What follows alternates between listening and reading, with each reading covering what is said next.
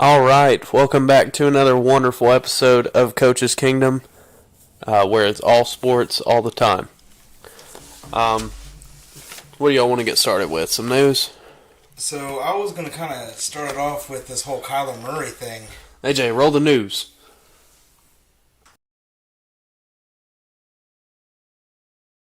Now click back. So basically, Kyler Murray has deleted and unfollowed all things connected to the Arizona Cardinals.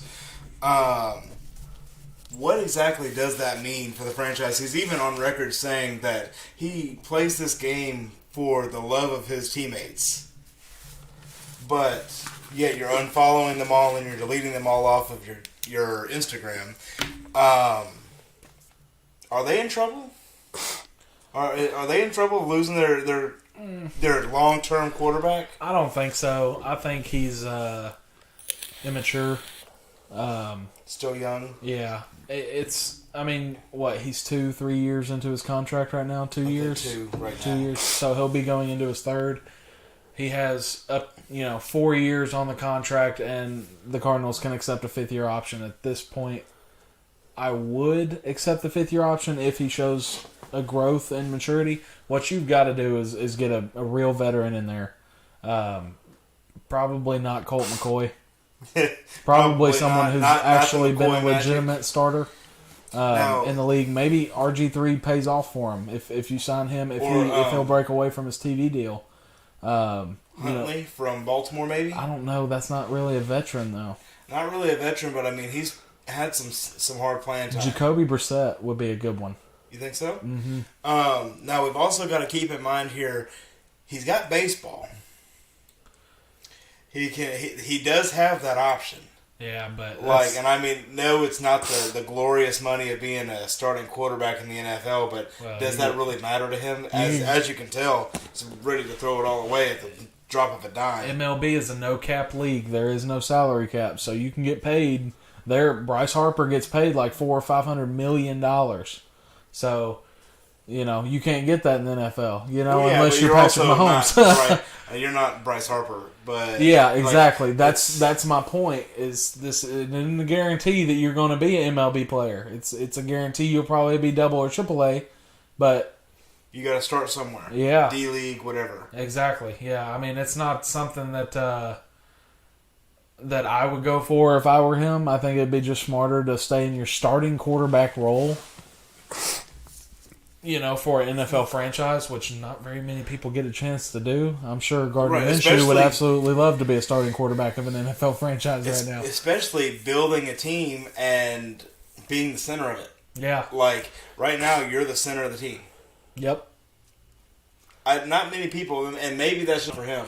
I know Matt Stafford went on record when he was shooting his video for the Thank You Detroit video, saying that he's the guy that likes to blend in. Maybe that's Kyler Murray. Maybe he's just the guy that wants to blend in. Maybe he can't take the heat, but... can't take the heat, get out of the kitchen. Yeah, pretty much. Michael. I wouldn't say he's not going to leave Arizona. I don't think he could. Yeah. I don't think he would. I don't think he's that immature. I genuinely think that the organization must have done something pretty substantial to piss him off to where he wouldn't want to be friends with his teammates or any of the organization or anything on social media or anything. But I don't think that means that he's leaving. Yeah. His main problem was the loss. He said it was embarrassing, something to that effect. Yeah. He lost to the Rams. Yeah. Right. In the first, was a wild card? It was the wild card. Yeah. Because the Rams had the bye week, or Rams didn't have the bye week. Yeah. They lost in the wild card to the Rams. And I mean, you just watched the Rams win the Super Bowl. So maybe there's a part of him going, man, if we win that game, we're in the Super Bowl, which you can't do. That's not a given. But that's the immaturity. Right. That's definitely him being basically a rookie quarterback, learning the NFL. I don't think he goes anywhere. I really think that the issue for me is he doesn't have that the organization has not said anything. They've not come out and said anything. And I wonder if they're just trying to find out what happened, because there must be something pushing this knife. Yeah. But I mean, what is it? Well, I And mean, they didn't have Hopkins at full strength. I don't think they had Hopkins at all in that game. But even if they did, he wasn't at full strength. So that was the game they didn't have Hopkins or AJ Green, or AJ Green had they had gone AJ out. Green. Yeah, I think you're right. He got hurt. Early. It's been a few weeks now. But, Yeah, we just got home with the Super Bowl, so Yeah. it's been a minute. Yeah. But I mean, yeah. Regardless of how the situation goes, that roster should be designed to be able to, substantiate or replace the depth. I don't know if they're quite to that point yet. No, they're not. They're still a young team. Right. But- and you can't DeAndre replace Hopkins. but your depth is not quite there yet. Yeah, and that's where players like Christian Kirk, Rondale Moore, guys like that at the receiver position for them should have stepped up. Zach Ertz, who did step up, but AJ Green didn't step up. So maybe you look a different way if you're looking for a veteran receiver like that again. Or maybe look into the draft and get somebody to grow into that Well, role. I mean that's what you were hoping for Christian Kirk and Rondale Moore. Rondale Moore was drafted in the third round a few years. Last year, he was rookie this year, and he's more of that explosive slot guy. But so is Christian Kirk. Right. You're not you going to don't have a have full a- team of those. You Yeah. got to have your deep threat guy to counteract Exactly. Yeah, you're not drawing tension away from Hopkins at that point. You need a guy to come in, draw tension away, and what better way to do that than to sign someone off the market that people know, rather than to get a rookie that may or may not work out. that. How much cap space do they have? Adams. Adams.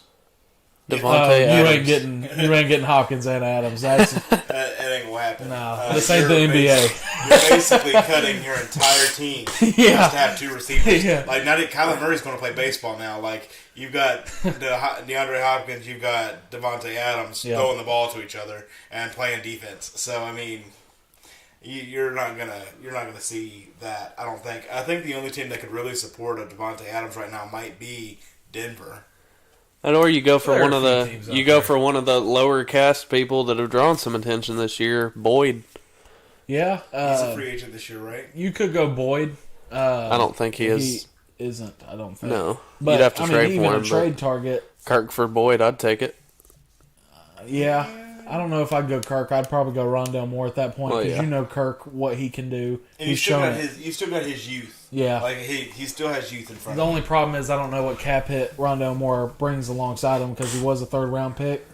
I don't know the cap hits, based on the round, but I know you'd incur a little bit of a penalty on there just for trading Moore. But I mean, still, you're looking at, you've got great wide receivers in that room. I mean, even if you were to take AJ Green and put him back on the Cardinals, you've still got great wide receivers. Yeah, I don't know if Right. I'm keeping AJ Green on my roster after. Unless he's willing to take a pay cut and really devote his time to this, because, I mean, man, he did not look good on the back half. He looked great in the first half of the year. Those first 10 games where they were winning, he looked awesome. Wondering if he got maybe that age started to Yeah. show up a little bit. That's very possible. Because he wasn't hurt as much this year as he typically is. I mean, typically he's in and out of the lineup when he was with Cincinnati. How do you do that? In How do and you out of the lineup. kind of do that? Is it just playing him a limited amount of snaps a game? Yeah, I mean, it's You kinda similar limit to him what the Titans did with Julio in certain points of the season this year. If it's a third and long situation, yeah, I'm trotting AJ Green out there because I know he's similar to Hopkins. Even at this point in his career, Hopkins when he turns AJ Green's age, probably about the same receiver. I mean, you can't expect DeAndre Hopkins at 33 to still be jumping like he can. But yeah, if it's 1st and 10 and you're going to run the ball, I'm not really trotting AJ Green out there, or just a short pass. I'd rather have some faster receivers that are quicker off the ball in that 3 to 5 yard range to make a slant or a zig, any type of route that has that combination to it. I would rather have Rondale Moore and Christian Kirk out there at that point. But if you're going deep, I'm saying AJ Green all the way. Yeah, I mean, it just depends on what direction I think they want to take the team in. Yeah. And that's something they're going to have to sit down And and how talk much to Kyler cap Murray. space you got, yeah. Right. So, something else I saw today. The Chiefs maybe in hot water? What for? So I'm thinking this. They haven't signed Bleemy yet. Oh, Bieniemy? Yeah, Bieniemy. Sorry, I apologize. Sorry, Bieniemy. So you've already lost Kafka. Can you afford to let Bieniemy go? I think it depends on who's your guy. If Andy Reid says, well, there's someone in our position coaches that can step up, take over that role, or, there's someone on the outside you could look at, maybe a Josh McCown. No. Someone similar, that's got the offensive mind. I know Josh McCown would, playing Maybe quarterback all promote those from years, college. Huh? Promote from college. You're seeing To Mahomes' game. You can't bring in somebody that mainly works with a Josh Allen type or a mobile when he can be, a Schottenheimer type of offense. He's the old offensive coordinator for the Seattle Seahawks. So, that type of offense would work out perfect. Take somebody from Seattle. Well, that's it's tough. a little harder to do. Yeah. Than you think. Well, yeah. Because then you're going to have to pay more, and you could incur a penalty at that point too. So It's gonna that's be tough. Yeah. I mean, do you really want to move on from him, or would you rather keep him? I mean, with the offense, the way it looked this year at times, it was like if Kelsey and Hill were guarded, you didn't know what to do. Yes, and an I would offensive move coordinator has to adjust like Cincinnati's defensive coordinator did. So if you can't adjust and beat what Cincinnati did, how am I going to expect you to adjust whenever this happens in the regular season next year? Because people are going to use what Cincinnati did against them next year. They found out how to beat Mahomes. Even in the regular season last year, that two deep safety look was beating them Yep. a decent amount. Yeah, and a lot of that was because they were bringing that second guy over Hill, and that's back when they had Watkins too. So they were able just to take away the two deep threats, and they could maintain Travis Kelce, not let him get those big chunks that he's really good at getting at times. But if you take, now they don't have Watkins, so they lost that premier talent at wide receiver, and you're putting in Byron Pringle, McCole Hardman. Those guys aren't going to replace Sammy Watkins. So they didn't do enough in order to replace Sammy, and that was where their downfall was. They didn't have that third guy they could turn to. And Clyde Edwards-Helaire, I thought he was going to be decent. He just looks really like hasn't turned the corner. Yeah, he looks like He's a run-of-the-mill struggling. running back. He is. I honestly think Jerick McKinnon right now should be your starter. Clyde Edwards-Helaire is not. And I mean, Jerick McKinnon played well. Yeah. I mean, do you take the look into free agency, obviously, but also into the draft and maybe getting another running back, a younger running back? I mean, you're already pretty young at running. I mean, McKinnon's not old, and Clyde Edwards-Helaire is just 2 years removed from LSU. So, I mean, I wouldn't go into the draft at running back. I'd maybe look at bringing an older guy in, maybe like a Latavius Murray, a guy that you could bring in that knows his role. And Knows his role and shuts his mouth, fool. well, Latavius, yeah, but yeah, someone like that could come in, plug and play. Like McKinnon did for you. But See, like you Jerick need McKinnon- less of a third down back, more of a power guy. Right. And you've got Jerick McKinnon and Latavius Murray already work together. Yeah. And they're at Minnesota. Yep. So, I mean, you've got a little bit of chemistry there. Maybe they play off each other. And to be honest, at the time, Minnesota didn't have a great offensive line. No. So, I mean, do you see something maybe a little bit better here? Yeah. I mean, and Kansas City's slowly building their offensive line, too. It's going to take time. Creed Humphrey was a rookie this year. They drafted him in the second round. They drafted Trey Smith, obviously, from Tennessee in the sixth round, and they started him at right guard. And those are two rookies immediately coming in. I mean, the oldest guy you got on the offensive line because Mitchell Schwartz left and retired. But the oldest guy you got was already retired for a year. You brought Kyle Long in, and he hardly played. So, I mean, he had his few starts, but he didn't play every game. Yeah, And nothing crazy. if you're going to start two rookies on an offensive line, you need some older guys to help them out, surrounding them. Yeah, you need two rookie guards Yeah. and outside tackles are your veterans. And your Yeah, center's a veteran. especially if you're putting in a rookie center with a all-pro quarterback like Mahomes. They have got to be on the same page from day one, and they were yeah. not. They were not. And it's That's nothing where you against saw- Creed, yeah. You saw. It's where you saw that struggle. It's just the youth and the learning. Yep. I mean, it's just it's how the NFL works, unfortunately. Yeah. So I think I'm gonna let Michael take this one, but talking about Adrian Peterson. Yes. Yet again. Before we move on to this topic real quick, we are having a little bit of technical difficulties, so we're going to cut to our starting soon page real fast for about 2 minutes while we figure this out real quick.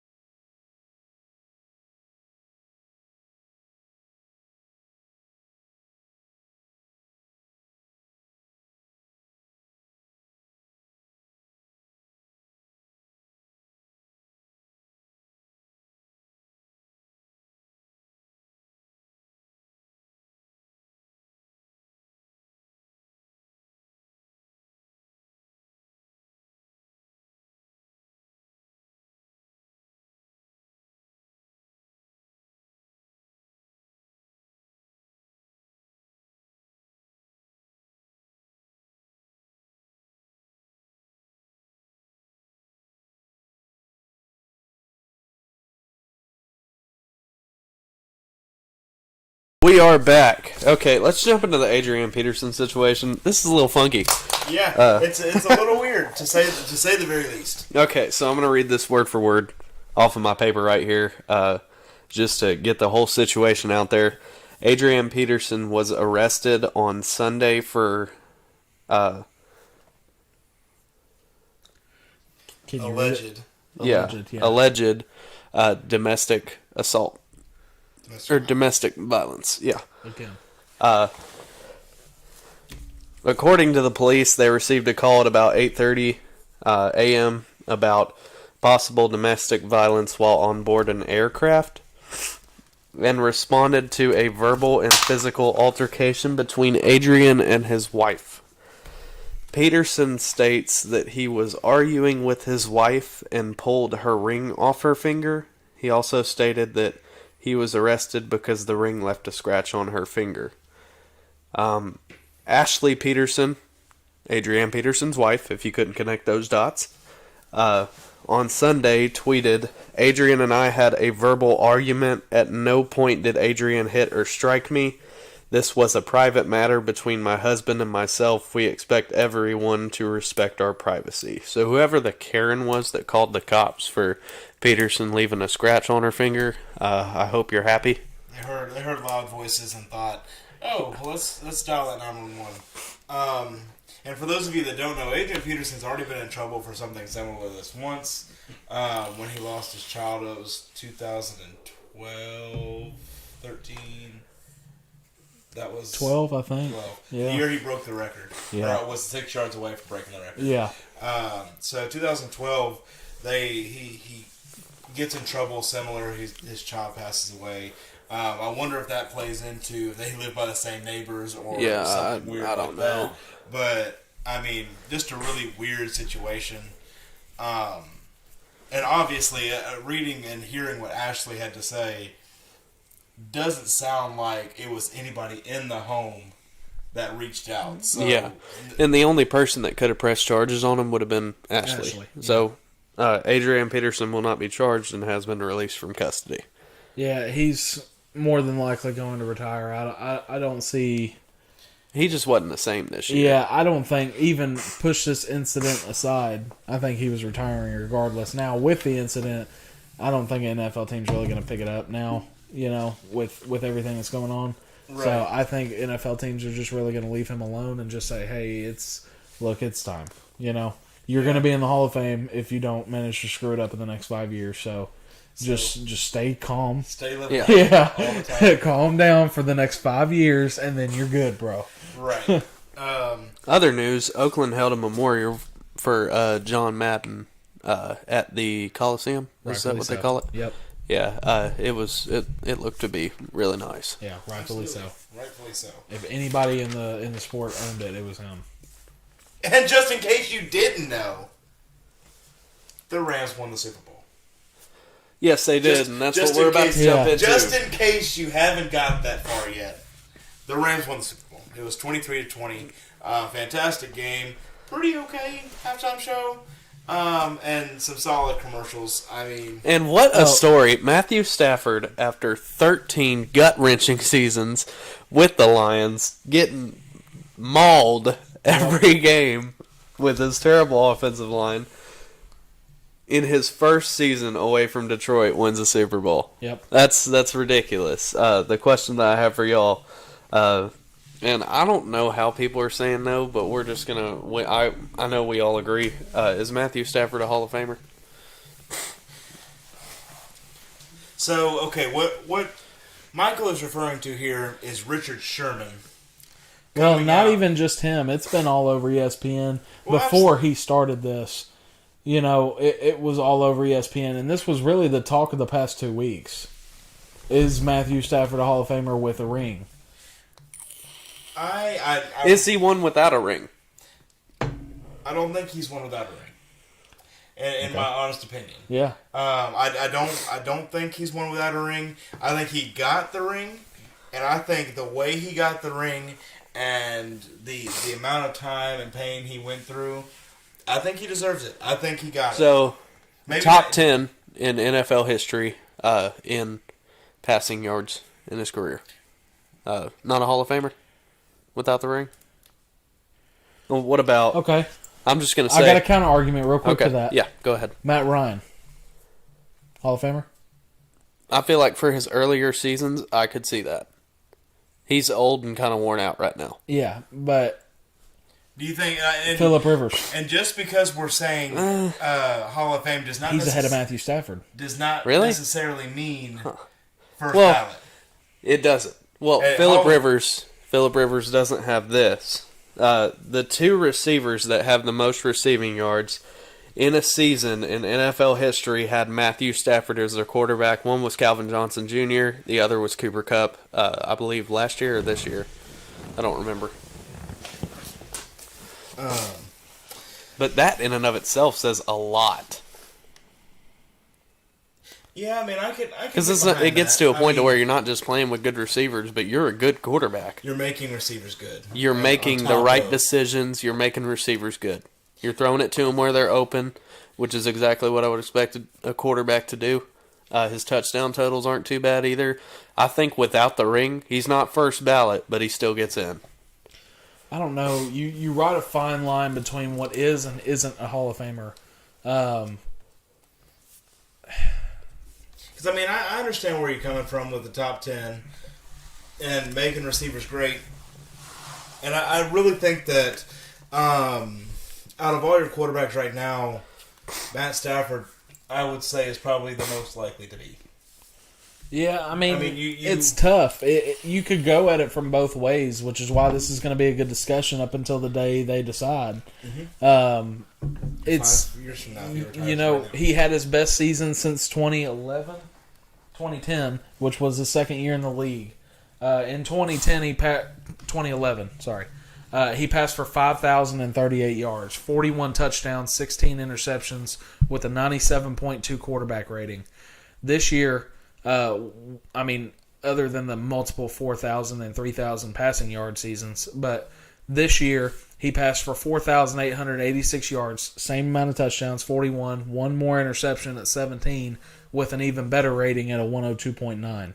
So, I mean, he definitely it it is tough. He does elevate his receivers. Yeah. I mean, Cooper Kupp, and statistics show this. Cooper Kupp, obviously, they have one more game. Cooper actually played 2 more games than he did last year because he was hurt last year. He didn't hit the 1,000-yard mark last year. He came close. 900 and some odd yards in 15 games. This year, he almost beats Calvin Johnson's record. Absolutely. Now, I do have somebody chiming in here, not necessarily in the chat, but I do have somebody chiming in through a text message, bringing up the conversation point of Steve McNair. Is he a Hall of Famer? Is he a Hall of Famer? I think mean, he you- is. You see the greatness that he brought to Tennessee. I mean, arguably the best top 3 quarterbacks in Tennessee history. And I think what people are, I think what some people are missing, and when they talk about a Hall of Famer, is what the individual himself brings to the team in even a leadership Raising dynamic. the value of the Goff, players around you. Goff Yeah. could not have won that Super Bowl. Yes. No, God, Goff he wouldn't would have even never been there. Wouldn't have have even been exactly.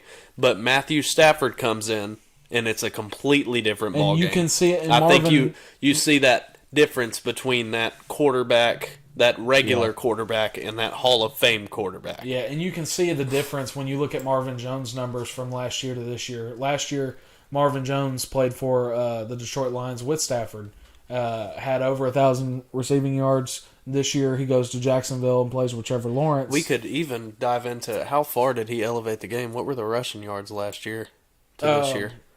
Let me look at Swift's while y'all talk about that real quick. I mean, if you're looking at Marvin Jones as a comparison point, I mean, he obviously did not have the year this year that he had with Matthew Stafford as his quarterback. But part of that is also Trevor Lawrence is a rookie. He's still got a lot of learning to do. He's still got a lot of mistakes to make. Like, and I hate to say that, but people are gonna hate that. But he's got some mistakes to make. Yeah, as far as like DeAndre Swift, who's the only guy I can think of that played a major part in both seasons. Last year, well, I guess 2020, 114 rushes, 521 rushing yards. He was a rookie. 4.6 a carry, average yards per carry, and 8 touchdowns. And then this year, keep in fact they're probably throwing the ball a little more with Stafford. This year, 151 rushes, 617 yards, so not even 100 more yards, but he had, 40 more carries? Oh, yeah. 4.1 yards per average, average yards per rush, and then 5 touchdowns. So he had 3. So, I mean, you could blame a little bit of that on the offensive line, but you did draft Penei Sewell in the first round to be your right tackle, so you should have had an improved offensive line. It should have been an improved offensive line. You've got a not as apt passing quarterback. You've got Jared Goff, who I wouldn't trust. Oh, okay. I wouldn't trust him to hold a clipboard. What? Yeah, clipboard Jesus. Yeah. But I mean, you're now relying on your run game a lot more, and that's the only bit of it that you get. And you lose an entire faction of the game of football when you can't throw the ball reliably. So that kind of weighs negatively on your rushing game as well. So I mean, you look at him and he throws the ball well. They run the ball well, with the exception of the Super Bowl. And I mean, I really don't think. I can't honestly say I believe that any of their running backs are star-studded. No, I think Swift is a third down back at best. But Absolutely. I mean, even if you're just looking at Stafford, like we said originally, I don't think he's a Hall of Famer yet. I do think a few more seasons under his belt in LA, maybe another Super Bowl, or at least get to one. Another run. Yeah, the only problem with him is a lot of these Hall of Famers have won MVP or some sort of award. Right, and the MVP was Cooper Kupp, obviously, for the Super Bowl, which... Talking about season MVP, Well, but yeah. if you look at it, you go, okay, well, Eli Manning, is he on the line? I think he's in solely because of the 2 Super Bowl wins, but he had to get 2, and he didn't nearly have any of the regular season success guys like Brady and Peyton had. I still believe that he's a Hall of Famer even without the Super Bowl win. I think the Super Bowl win elevates him to that first ballot. I think it does elevate him. I think it gets him closer. I don't think he's a Hall of Famer yet, even first ballot. I mean, I think that if he gets that second Super Bowl, he's a first ballot. I'll give him that. Yes. If he gets that second Super Bowl, I believe he's first ballot. If he gets a second Super Bowl, I think everybody's going to hands down agree he's a first ballot Hall of Famer. But it's got to be because of him. Another year like this, like he had 41 touchdowns, maybe lower the picks a little bit on the 17 though, and then hover around that rating of 102, 103. I think you got it. I mean, I think if you're not first ballot, you're definitely a shoo-in. Yeah, and the good thing for him is, it's going to suck maybe losing Beckham, who might be a good fit over in Arizona, like we were talking earlier, but here's maybe the thing losing about Beckham and getting Robert Woods back. Beckham's keep him around. And if that's the case, how much of a discount though? He didn't say. Yeah. He said a discount. If you look into some of their stuff that they could do, I think they would save some money getting rid of Robert Woods, and him coming off an ACL injury going, yeah, it's great. Here's your Super Bowl ring. I'm sorry, we're going to have to cut ties. Odell's just going to be a little better right now. So at that point, but then you go, okay, well, what if we keep him?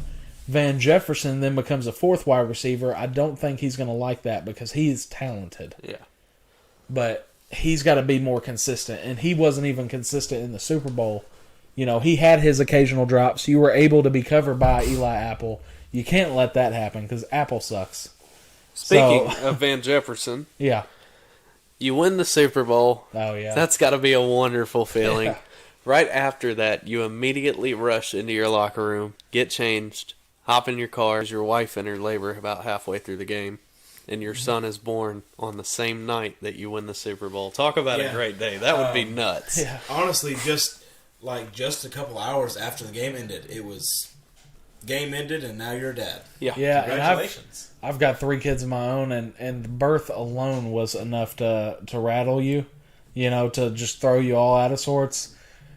I couldn't imagine winning a Super Bowl and going right to it. It was, woo. It'd be very emotional. Yeah. I'd be crying the whole way there, for the Super Bowl, and then the minute you step in Like, the oh my hospital, God, you're like, this is the best I'm having day a ever. Kid, Yeah. Right, times 10. As you put that ring on your finger. Right. One other thing that I did want to bring up real quick, listen, I'm not saying that Cooper Kupp didn't deserve MVP by any means. I think he had a great game and he had a great season. Aaron Donald pulled through in this game. Let me tell you, I feel like he deserved it. We were just talking about this before the pod started. If Aaron Donald does not push and get that last sack, Joe Burrow has all day to throw. You see Jamar Chase beating Jalen Ramsey for the game-winning touchdown. Well, Jalen slipped, but yeah. Well, he had already had a beat before he slipped. Yeah. That's the funny thing. He was already a step ahead. Yeah. Jalen So wasn't he thinking right that whole game. His whole No, head got ripped and off in the first quarter. That's going to hurt him bad, that performance alone, because when you start looking at Hall of Famers, he's clearly the best corner in the league. I mean, right now, he is the best corner in the league. When you have a performance like that, I don't think people can say that going into next year. Maybe Jair Alexander for the Packers, number 1 corner, yeah. So I do want to touch on this real quick because I just got asked about this. So obviously with coming to the Super Bowl, you also have the Hall of Fame, right? Your Hall of Fame announcements. One specifically that I have been told about that people are upset by. Yeah. Reggie Wayne not making it to a first ballot Hall of Fame. You know what? I'm pissed. All right, you see that? You see that right there? Yeah, Sebastian. that's ridiculous. That's ridiculous. So there's only a handful that I think the common football fan will know. Obviously, Dick Vermeil, who won the first Super Bowl for the Rams against the Titans. See, I think that's more ridiculous than Reggie Wayne not getting in. And I think there's one player that didn't get in that even before Reggie Wayne should have been in. And that's freaking Devin Hester. Yeah, He should have been in a long time ago. Devin No, Hester. he should have been in this year. This Oh, was his his first first ballot year. year. Oh, yeah. It's Yeah. fine. Right. So a long time ago, he would have been a returner in the league. But you look at it, and Reggie Wayne is arguably the best receiver, other than Marvin Harrison, or the best receiver from our generation. The Colts. Always get those couple of older guys that they add into the Super Bowl, or to the Hall of Fame, that we hadn't, our parents wouldn't have seen play, that they always add in the Hall of Fame. And, I think he'll eventually be one of them. Same thing with Eddie George. I think Eddie George may be, too old to see himself going to the Hall of Fame, if you know what I mean. And it's just because it's the same thing, I think, with Fred Taylor, too. Fred Taylor was a good back in the NFL.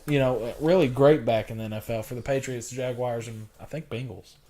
He played for the Bengals? Yes. I think so. So he played But- 14 years. Who? Reggie We're, Wayne. we're circling back to Right. that Okay. game. 14 years. In 14 seasons, you're looking at about 1,000 yards a season. A little bit over that, just because of you're a little over 14. Yeah. But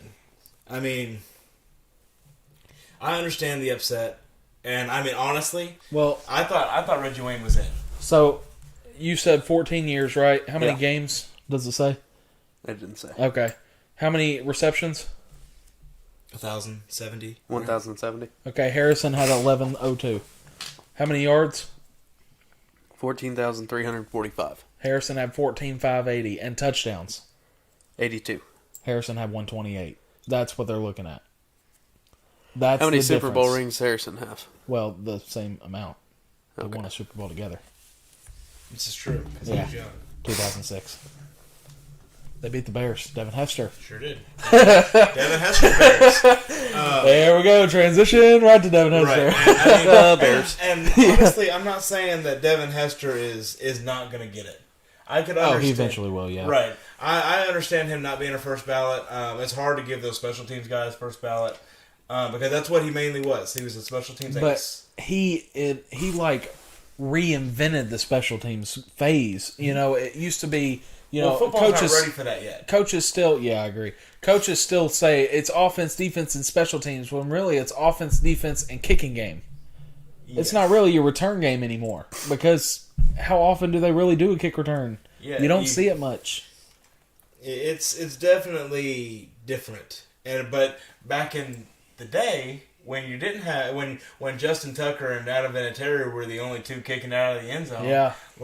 Of course. And You you need a didn't, good return. I mean, now it's different. It's yeah, just- you had guys like Cordarrelle Patterson in his prime, Joshua Cribbs, yeah. Devin Hester, people Johnny that Knox. weren't necessarily Yeah. good enough route runners to be receivers. And I think that's what docked them, was because they always used to say in Chicago, we've got Johnny Knox, we don't have another receiver outside. That's why they brought in Brandon Marshall back when they brought him to Chicago with Cutler.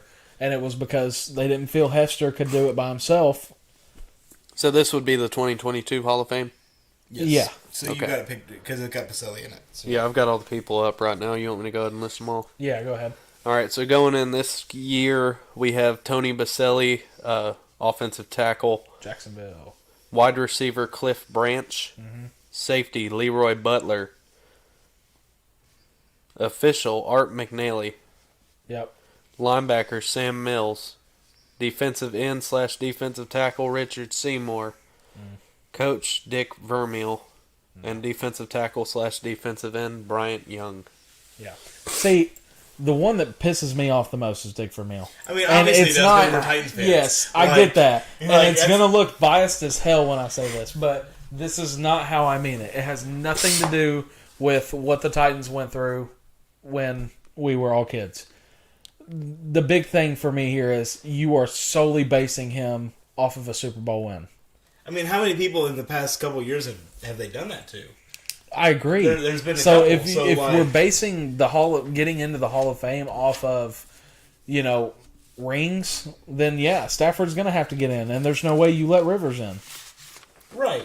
But I mean, you've got a handful. I mean, even Peyton Manning, he had 2 rings, but he had to go 2 different places for it. Yeah. And he's 2-1. Well, he was first ballot because of the passing records he Well, obviously had put up But there I'm too. just saying, So if you're looking at rings, you've got Drew Brees, who's got 1. against and the he'll be Colts. he'll be Yeah. he'll be first He'll ballot. be first but- ballot. I mean, and obviously Tom Brady has like 2,070 rings. Yeah. Yeah, he'll be But- first ballot. Hall of Fame should be because If he you stays changed the game, not because you were great. You know, it's the Hall of Fame. It's the best to ever do it, not the okayest to ever do it. You know, so Yeah. there's a reason Fred Taylor, Eddie George, those guys we were listing aren't in right now, and it's because they weren't the greatest. I mean, Steve McNair had to share an MVP with Peyton, so they weren't the greatest, but. You know, and I'm a huge Steve McNair fan. That is not a knock against Steve. I felt bad saying that. But they weren't the greatest, but they were really, really good. And that's where I feel like that tier for Phillip Rivers just kind of it's When going he to level says out right there. he is the biggest Steve McNair fan, he literally used to have a coin with Steve McNair's face on it. Yeah. And we just actually celebrated Steve McNair's birthday, so Yeah. happy belated birthday, my friend. And, I mean, like I said, it's going to be tough when you're talking about guys getting in the Hall of Fame. Aaron Donald, best defensive tackle to ever play the game after that game. Yeah. John Randall, I'm sorry. Matthew Strahan, I'm sorry. Aaron Donald's the best to ever do it. What'd I say? Matthew. Oh, Michael Strahan. Yeah, my Michael bad. Strahan's already in. John Yeah, Randall's I know, already in. Well, but I'm saying as far as if you were to say who is the best defensive tackle to ever play the game of football, I'm sorry, Mean Joe Green.